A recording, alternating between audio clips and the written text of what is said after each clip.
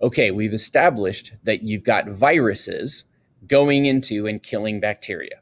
And that a virus, in this case, is easy to experiment upon because it's only made of two things: a protein coat and DNA on the inside. Question comes, what is changing the bacteria to make it make more viruses? Is it the protein coat or is it the DNA? So, what the experimenters do in the Hershey-Chase experiment is one group of viruses they put in radioactive sulfur. Now, that radioactive sulfur gets incorporated into making new viruses. Proteins use sulfur, DNA does not. So those particular viruses have radioactive protein coats, but their DNA is not radioactive. You put another group of the same type of virus into radioactive phosphorus. They take up that radioactive phosphorus, it gets incorporated into their DNA because DNA uses phosphorus, but the protein that the protein coats are made of does not use phosphorus. So you have one group of viruses with radioactive protein coats, another group of viruses with radioactive DNA. Now, you make experiments with each of those groups. With the ones with the radioactive protein coats, you go ahead and sick them on some bacteria. They kill those bacteria. And then you take the bacteria away from the viruses and you find out whether or not any of that radioactive protein coat got into the bacteria and forced it to start making viruses. What they found is inside those bacteria, there was no radiation. The protein coat was not getting into the bacteria and making it produce more viruses.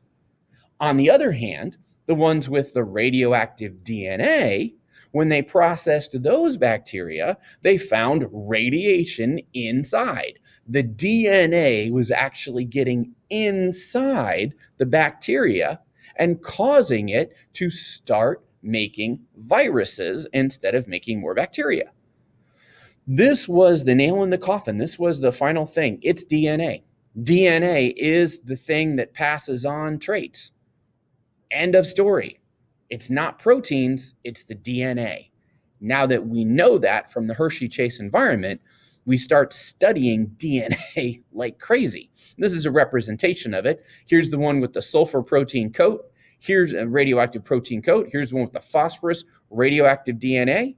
Radioactive DNA gets in. DNA gets in here, has no radiation. We know it's not the protein coat because there's no radiation inside. We know it is the DNA because there is radiation inside.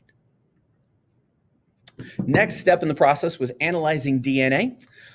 A female researcher by the name of Rosalind Franklin in 1952, she used something called X-ray chromatography, X-ray diffraction, to get a picture of DNA.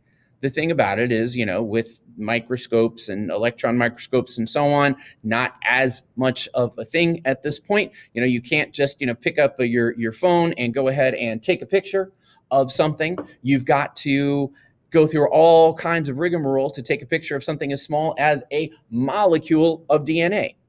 She uses X-ray diffraction to take pictures of DNA. She couldn't get a super clear picture to really be able to see where all the molecules are, but it showed very clearly that the DNA was in a double helix structure. Sadly, Rosalind Franklin died at age 37 from ovarian cancer.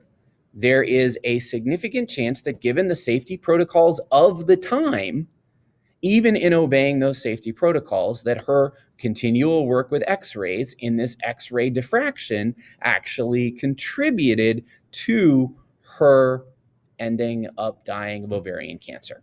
It's of course not provable. She was dead before we could prove such things, but it is a reminder to wear your lab coat, wear your gloves, wear your goggles, stay with lab safety. It might save your life.